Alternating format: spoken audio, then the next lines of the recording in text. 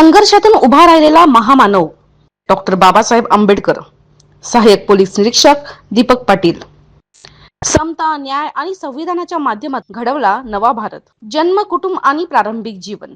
14 April 1891 रोजी मध्य प्रदेशातील महू येथे डॉक्टर बाबासाहेब आंबेडकर यांचा जन्म झाला. वडील रामजी सकपाळ हे सैन्यात अधिकारी होते, तर आई भीमाबाई यांनी मुलांच्या शिक्षणाला प्राधान्य दिले. अत्यंत प्रतिकूल परिस्थितीत जन्म असूनही शिक्षणाची जिद्द त्यांच्या कुटुंबातूनच निर्माण झाली.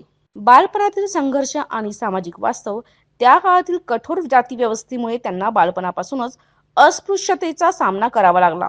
शाळेत वेगळे बसवणे, पाणी न देणे अशा अपमानास्पद वागणुकीमुळे त्यांच्या मनात अन्यायाविरुद्ध लढण्याची ठाम भूमिका निर्माण झाली.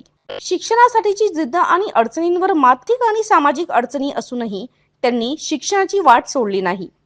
प्रखर बुद्धिमत्ता आणि चिकाटीच्या जोरावर त्यांनी अनेक अडथळे पार केले आणि उच्च शिक्षण संपादन केले. मुंबईतील एल्फिन्स्टन कॉलेजमधून ते कोलंबिया विद्यापीठ, अमेरिका आणि लंडन स्कूल ऑफ इकॉनॉमिक्स पर्यंत त्यांनी शिक्षण घेतले.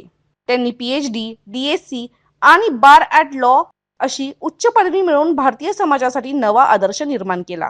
महाड चौदार तळे सत्याग्रह, नाशिकचा काळाराम मंदिर प्रवेश आंदोलन अशा चळवळींमधून त्यांनी समानतेचा हक्क मिळवण्यासाठी लढा दिला. त्यांनी अस्पृश्यतेविरुद्ध आवाज उठवून समाजात परिवर्तन घडवले. 1936 मध्ये इंडिपेंडंट लेबर पार्टी आणि 1942 मध्ये शेड्यूल कास्ट फेडरेशन या पक्षांची स्थापना करून त्यांनी वंचित घटकांना राजकीय व्यासपीठ उपलब्ध करून दिले.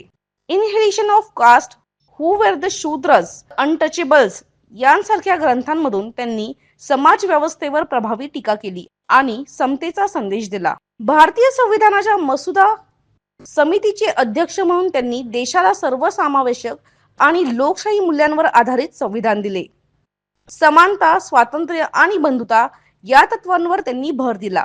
संविधानाने प्रत्येक नागरिकाला समानतेचा अधिकार, स्वातंत्र्याचा अधिकार, शिक्षणाचा अधिकार आणि धर्म स्वातंत्र्य दिले. हे अधिकार समाजातील प्रत्येक घटकाला सन्मानाने जगण्याची संधी देतात. स्वातंत्र्यानंतर भारताचे पहिले कायदा मंत्री म्हणून त्यांनी कार्य केले. त्यांनी कायदे आणि सामाजिक सुधारणा यामध्ये महत्त्वपूर्ण भूमिका बजावली. आजही समाजात असमानता आणि अन्याय आढळतो. अशा वेळी संविधान हेच आपले संरक्षण करते आणि न्याय मिळवून देते.